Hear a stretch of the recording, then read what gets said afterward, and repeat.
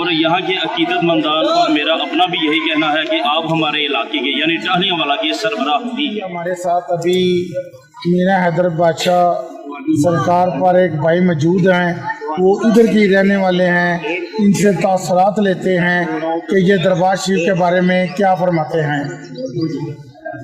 بسم اللہ الرحمن الرحیم۔ میرا نام صداقت حسین ہے اور میں اسی علاقے کا رہنے والا ہوں، ٹہلیاں والا۔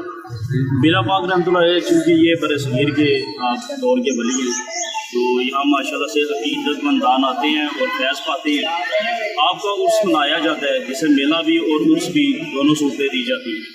یہ ہاڑ کی پہلی جمعرات کو، جیسا کہ آج ہاڑ کی پہلی جمعرات ہے، آپ کا عرس مبارک ہے۔ اور آپ کے عرس مبارک میں جیسا کہ آپ دیکھ سکتے ہیں کافی دور دور سے دوست احباب آئے ہیں، عقیدت مندان آئے ہیں، کچھ آپ کے مریدین ہیں اور آپ کے حلفاء بھی کافی تعداد میں ہیں۔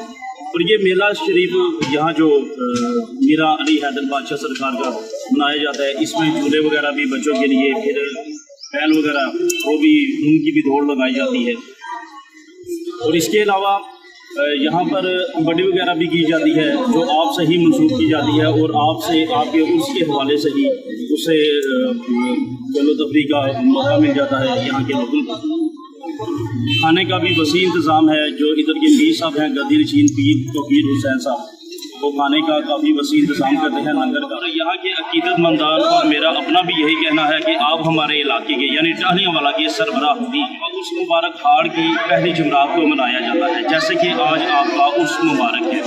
یہاں پر عقیدت مندان جو آپ سے عقیدت و محبت رکھتے ہیں، وہ بہت دور دور سے یہاں پر حاضر ہوتے ہیں اور حاضری پیش کرتے ہیں۔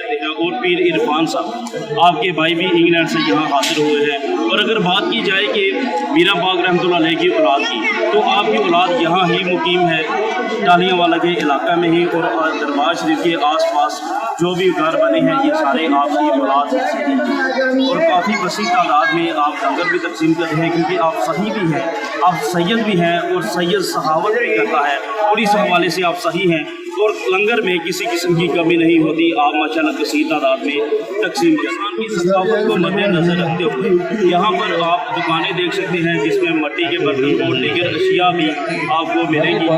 جو عقیدت مندان دور دراز سے آتے ہیں، یہاں سے پھر وہ چیزیں خرید کر لے جاتے ہیں۔ تو آپ کا حجرہ مبارک بھی اسی حالت میں جو گدی نشین ہے پیر سید عرفان صاحب، آپ کے گھر میں ابھی تک آپ کا اسی طرح کا حجرہ موجود ہے جس میں آپ رہا کرتے تھے، جہاں پر میرا پاک سید حیدر بادشاہ سرکار نے زندگی بسری۔ آج عرس مبارک کا آخری دن ہے اور جو عقیدت مندان دور دور سے آئے ہیں وہ آج واپس چلے جائیں گے۔ ان لوگوں کو اس بات کی خبر ہوتی ہے کہ جب میرا پاک رحمۃ اللہ علیہ کا عرس مبارک ہوتا ہے، اس دن آندھی طوفان اور بارش بھی کافی زور و شور سے آتی ہے۔ ابھی اگر ہم رات کی بات کریں تو رات کو قوالی تھی، قوالی میں کافی طوفان بھی آیا، بارش بھی ہوئی، لیکن اس کے باوجود یہ لوگ ادھر ہی رہے اور انہوں نے اپنی محبت کا اظہار اسی شوق و ذوق سے کیا جس طرح عرصہ دراز سے کرتے آئے۔ اسی علاقے کے رہنے والے اور اس علاقے کے ہوتے ہوئے میرا پاک رحمۃ اللہ علیہ کے قدموں میں رہتے ہوئے ہمارا یہ بنتا ہے کہ جو لوگ دور دراز سے آئے ہیں، اپنی عقیدت و محبت کو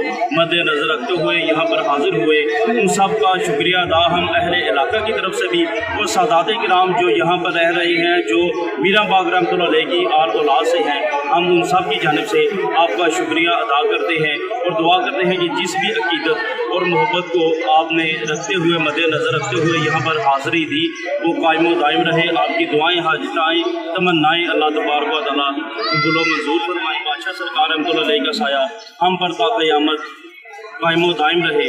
اب ناظرین ہمیں دیجیے اجازت۔ السلام علیکم ورحمۃ اللہ۔